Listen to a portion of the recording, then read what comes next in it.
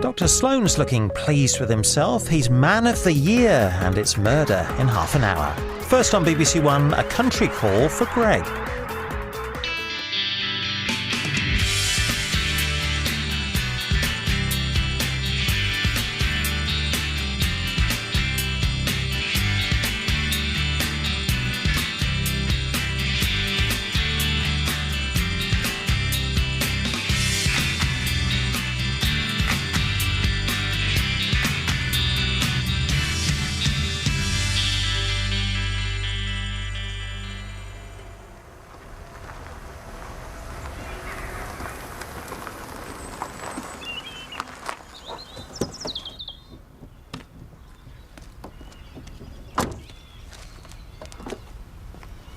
Hi. Hello, Doctor. How's she been? Oh, you know, Mum, not exactly life and soul at the best of times. She's been okay, considering. Is the medication still helping? Yeah, the lungs have been better. But the arthritis is the same as ever. It's frustrating for her not being able to get up and about. Yes, well, it's difficult with it affecting so many of her joints. I know. Must be hard for you too. You sort of get used to it. How about the burn? How's that healing? The infection's gone, I take it? I've been changing the dressing regularly and the inflammation's gone down. It's nearly healed. Good. Just glad I walked in when I did. Otherwise she could have burned a lot more than her chest. I'll take you through. This little piggy went to market. This little piggy stayed at home. This little piggy had roast beef. And that little piggy had none. And this little piggy went on our way home. What? How about this little piggy kept nice and quiet for a bit? If you can't concentrate, go into the office. I don't know what you're doing hanging about here anyway. Well, she's meant to be at nursery. You didn't tell me you weren't taking her. I can stay at home and bond with my daughter surely once in a while. That breaks a routine, though. What? Ronnie, don't be ridiculous. She's not even 2 years old yet. She'll have plenty of time for boring old routines when she grows older and becomes a solicitor. Have it your way. And don't knock solicitors. We're very interesting. Face it, Ronnie, you never work well from home. I'm fine when I'm on my own. Yeah, well, tough. So either put your paperwork away and hide unless you want to seek, or go into the office. You're right. I'll drive into the office for what's left of the day.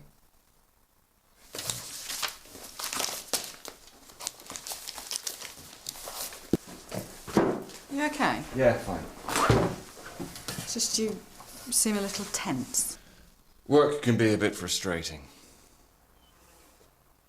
Okay, fine. I'll see you later. You'd be okay, wouldn't you? I expect so. Unless the boogeyman comes to get us.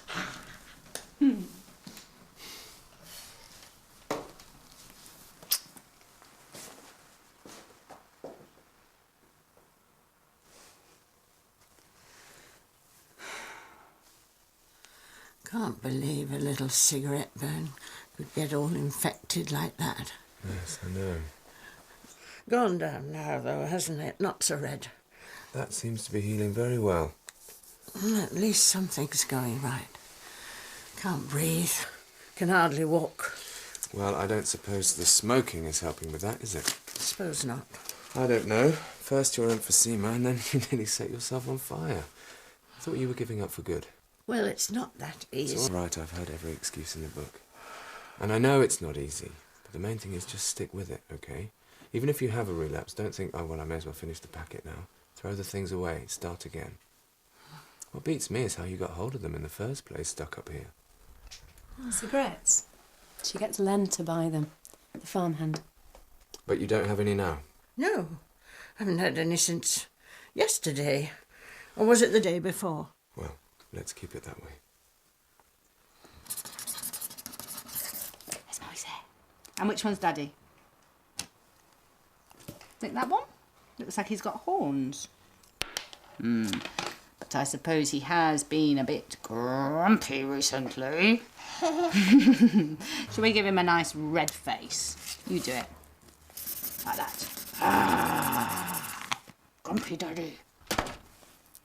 What was that, do you think? Shall we go and investigate? Come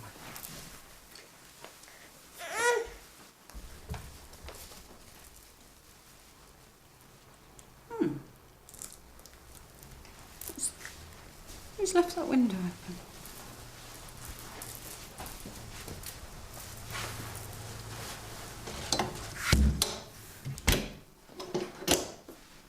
And who moved that there? Who do you think the number one suspect is? It's your daddy, isn't it? Never mind, we'll get him house trained one day. Should we go and get you something to eat? I know it's the hardest thing trying to get someone else to stop smoking. You're right there. But what I'd say is just keep chipping away at it. Your mother's obviously struggling to cope on her own. And with her emphysema, well, I don't need to go into detail. No, you're right. When his doctor told him to stop smoking, my granddad would always sneak off for a crafty fag behind the shed. We all knew, but he'd deny it till he was blue in the face. Of course, in the end, the only person he was fooling was himself. Mum's a bit like that. Won't face the reality. Yeah, well, that's what's really puzzling me, you know. Your mum is always so honest about her illness, painfully so, in a blunt kind of a way. And just now, I definitely smelt smoke in the bedroom. Yeah, I don't know. Probably just stale smoke on her clothes. You know how it lingers around. I suppose so. Also, sometimes you have to take what Mum says with a pinch of salt. Really? I think maybe she just gets a bit confused. Must be her age. Maybe that's what it is.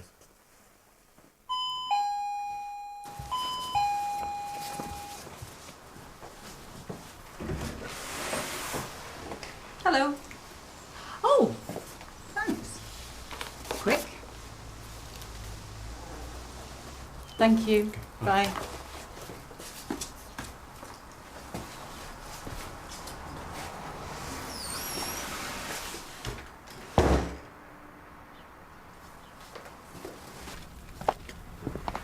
Thanks for the tea. I'll drop back in a week or so, see how she's getting on. See if that smell of smoke has gone, for one thing. It might be worth having a word with your farmhand if you get a minute. Len? Mm-hmm. Yeah, just make sure he understands how important it is that Doris doesn't smoke. Yeah, good idea. I'll do that.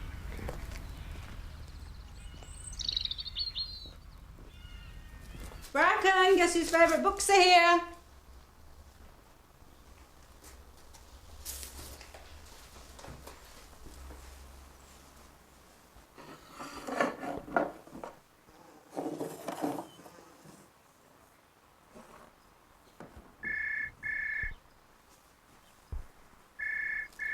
Hello? Hello, lovely. It's only me. Oh, hello. What's up? You've forgotten something? No, nothing. I just wanted to check that, oh, I don't know, really. Just everything was hunky-dory. Yes, everything is hunky-dory. Good. Oh, except for one thing. What's that? Next time you leave a window open, could you please remember to close it? Okay. Any particular one? Yeah, one in the kitchen. Yeah, fine, except I didn't open it. Yeah, right. At least I hope not. It's the only room in the house for one person with a memory of a goldfish, not two. Ha ha, very funny. Broccoli, apparently. Very good for the memory. But you know that, don't you? Because you're the doctor. Unlike wine, which isn't so good. Yes, well, you get on with some work because I have our daughter to attend to. Okay. Bye.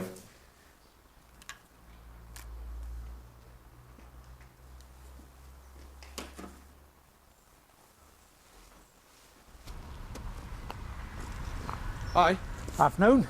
I'm Dr. Robinson. Yeah, saw you earlier, didn't I? Yeah. Come to see Mrs. Allen, no doubt. That's right. Look, what I was going to say was buying cigarettes for Mrs. Allen probably isn't doing her any favours. No, I'd imagine I mean, not. I know it's difficult, but maybe if she asks again, just have a word with Miriam before you get them. Right you are, if she asks. Thanks very much. When you say again?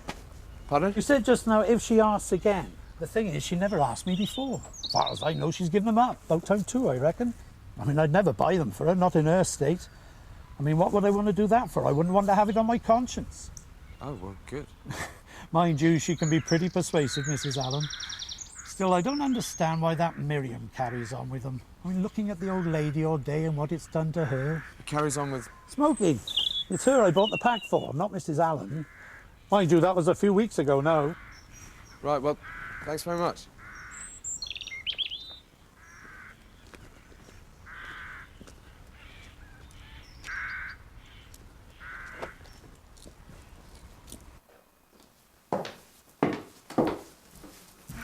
She's in here. Bracken, she's in here. Honestly, she's worth some money.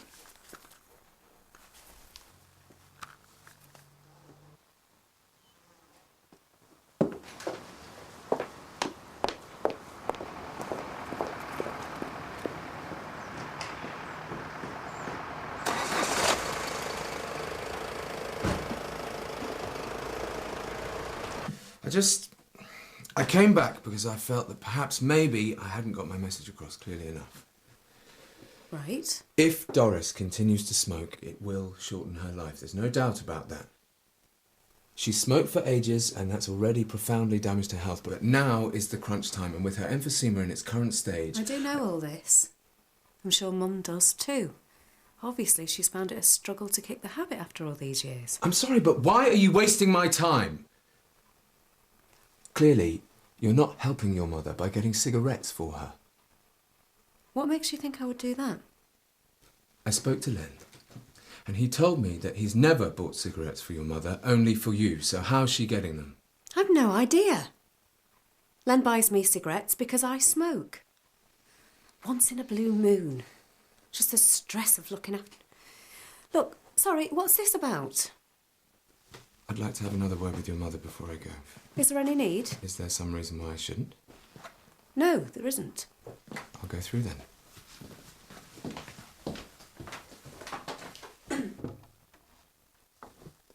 Hello, Doris. After I left, I realised I still had a few questions I hadn't asked you. So. Like what? Miriam, do you think I could have a glass of water? Please. Of course. Doris, are you getting your cigarettes from Miriam? What? Either by her giving them to you or you finding them lying about somewhere. You don't know my daughter very well, do you? She'd rather die than let me smoke. Why did you both say that Len had given you cigarettes? I've spoken to him. He's never bought you any cigarettes, so how are you getting them? Well, I haven't had any for a very long time now, so it doesn't matter, does it? But you have, because just 3 days ago you burnt yourself with one, as we both know. So, how did that happen?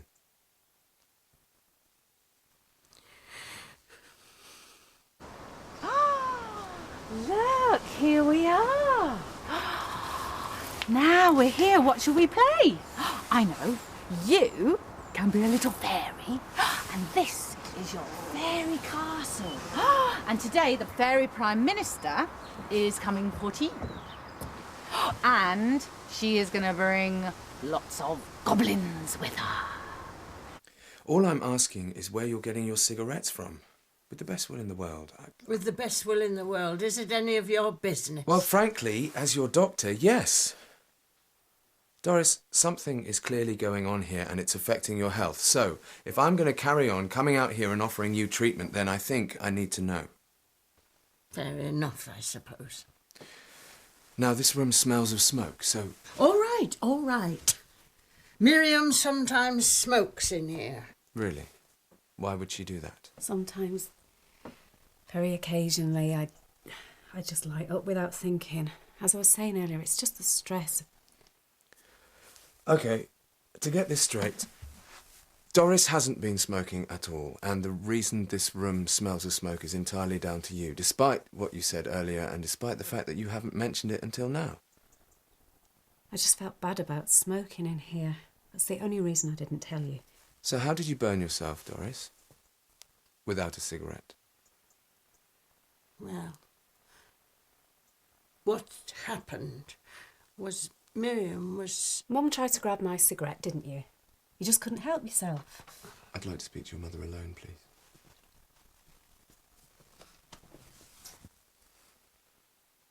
I think it's time you told me the truth, Doris.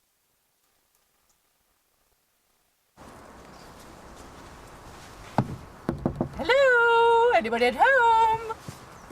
The Fairy Prime Minister has come for tea. Yes, and I've got some very hungry goblins with me. Shh, keep it down, boys. So, you had better have made lots of magic pies because they're starving. Oh. OK.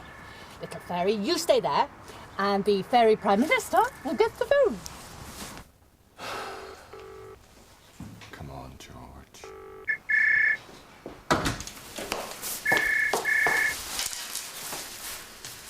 Hello?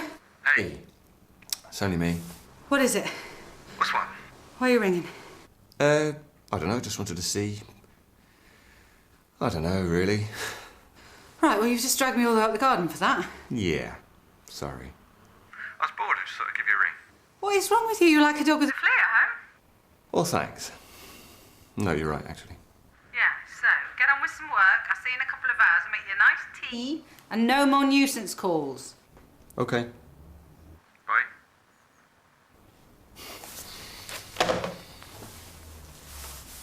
Yes, all right. Smoking is bad for me. But what I can't understand is why the obsession with who bought cigarettes for who. Fact is, you've checked the burn on my chest. It's healing. You've done your duty, Doctor. You've done your best. Time to go, surely. It's not actually that uncommon, you know. What's this? Long-term carers, especially if they're a bit isolated, they can lose a sense of proportion, get frustrated. Sometimes it just starts with small things, quite innocuous, maybe just a way of maintaining control. But then, after a time, it can slip over the mark and... And? And then it becomes abuse. Are you suggesting my daughter deliberately burned me? Because that is totally ridiculous. That a member of the family could possibly do that to another. It wouldn't happen. All I'm saying is that... Don't try and explain it away. These unforgivable, these vile things you're saying. I don't have to listen to this. I think you should go. Please, just go now.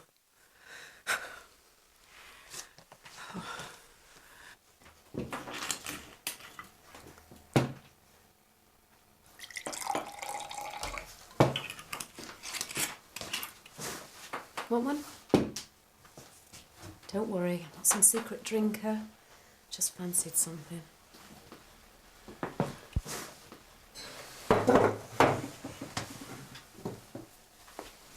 I probably shouldn't be looking after her. It's not what you think, though.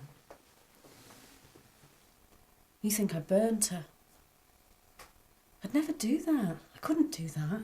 So what happened? It was an accident. She tried to grab my cigarette, fell down a nightie, and that's the truth. So we're back to smoking in front of her, knowing how desperate she is for nicotine. Yeah. And you did that deliberately? Yeah. Oh! Oh! Would you come out now? Huh? You're going to come out now? Go on. Right. You have to come out now. Come on, there's a good guy. If you come out now, yeah, you can come and have a nice drink in the kitchen. Well, if the little piggy won't come out and play, you know what's going to happen, don't you? The big bad wolf is going to come. All right, well, you've asked for it. Are you sure? Puffin' and puffin' it is then. We're going to start on this bit because Uncle Nick did this bit. Ready? Woo! Ready? Woo!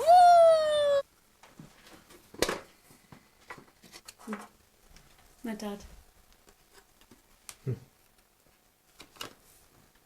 1973. The year he left, too. I used to look at that, really stare at it, you know, and wondered, did he know he was going to leave? Even when Mum was taking that picture, because he looks happy to me. You must have been very young. 3. Bit of a handful, apparently. He used to cry all night. Some kids do, don't they? Mum always used to say I wore Dad down. that he was never the same when I came along, that all the fun went out of him. Sounds like he was depressed. Maybe. This was always Mum's place, the farm. Maybe he was a bit isolated here.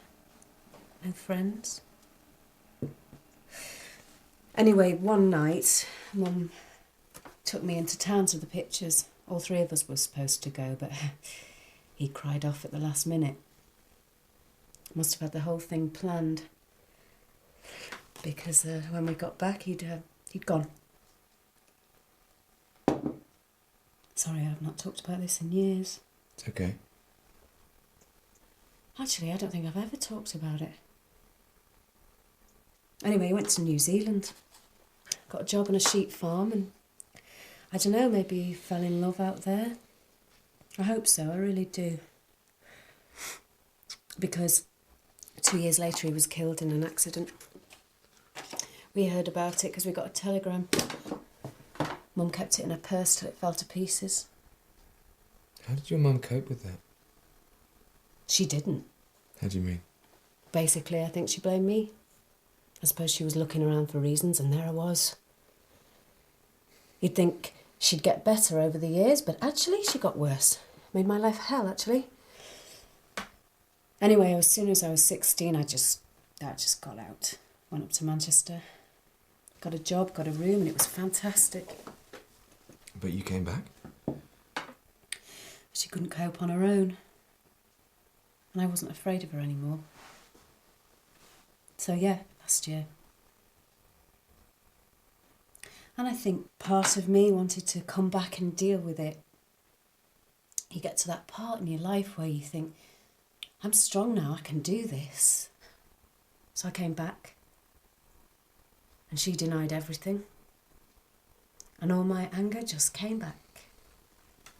Hence the smoking in front of her? Yes, because, well, from quite early on, actually, I'd do something wrong, as kids do, and it would be bed with no supper. But she'd make her own dinner first and make me sit at the table and watch her eat it. And this was your revenge? Sounds so petty. Taunting an old woman like that. Just saying it makes me feel really ashamed.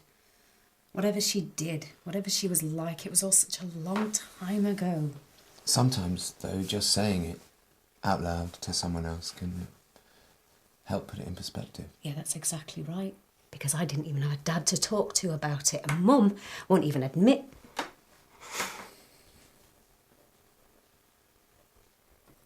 Maybe her memory has gone. Maybe I remembered things wrong. God, you start to wonder, you really do. You kind of polish these memories until you start to wonder if they really happened. At least how you remember them. Do you want to talk to your mum about it? Yeah, I really do. Because she's my mum. And who else have I got?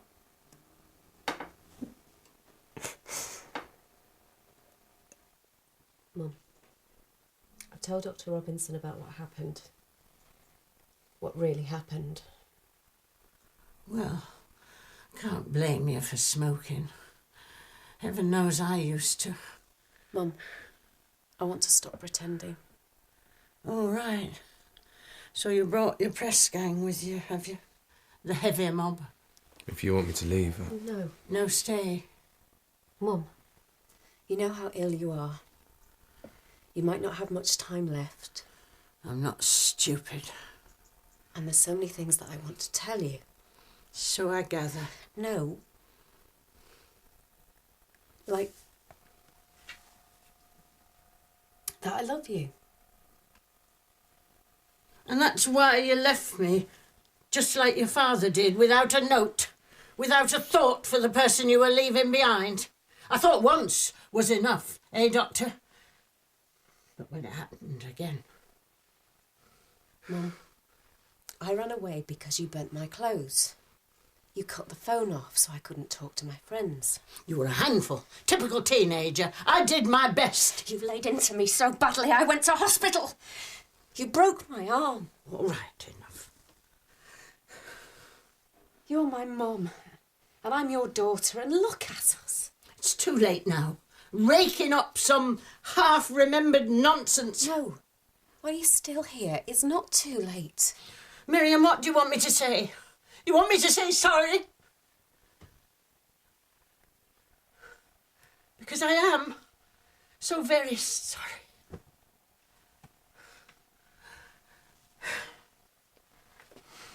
I'm going to go.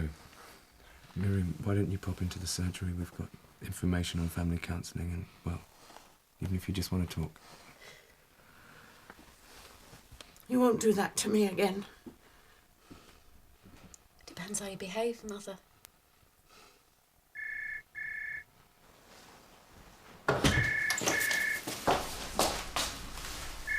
Hello? Hello, is that Mrs. Woodson? Yeah, speaking. And can I confirm you are the homeowner? Yes, that's correct. I see. Well, yes, good. I'm delighted to tell you, Mrs. Woodson, that you have been specially selected to have a free kitchen installed by our team. And what's the catch? Catch? Yeah, I've been phoned by you guys before and I've always said no. And to be honest, I'm curious. How can you go around giving away free kitchens? Well, I don't think many people would describe getting a free kitchen as a catch. Okay, well, maybe you could give me your home number and I could give you a call. When's a good time for you, actually? When is the exact time when you get your dinner on the table? Thank you for your time.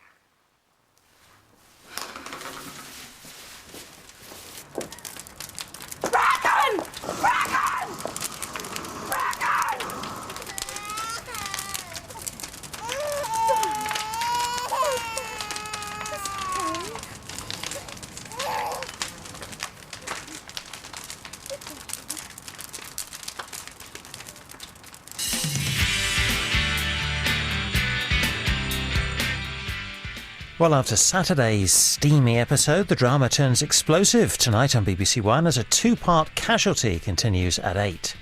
Next, this afternoon, Dr. Sloan is not so much flavour of the month as flavour of the year.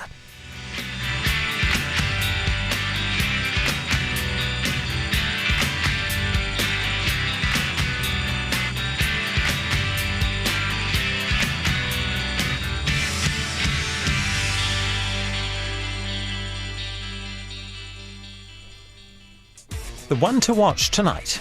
They're still singing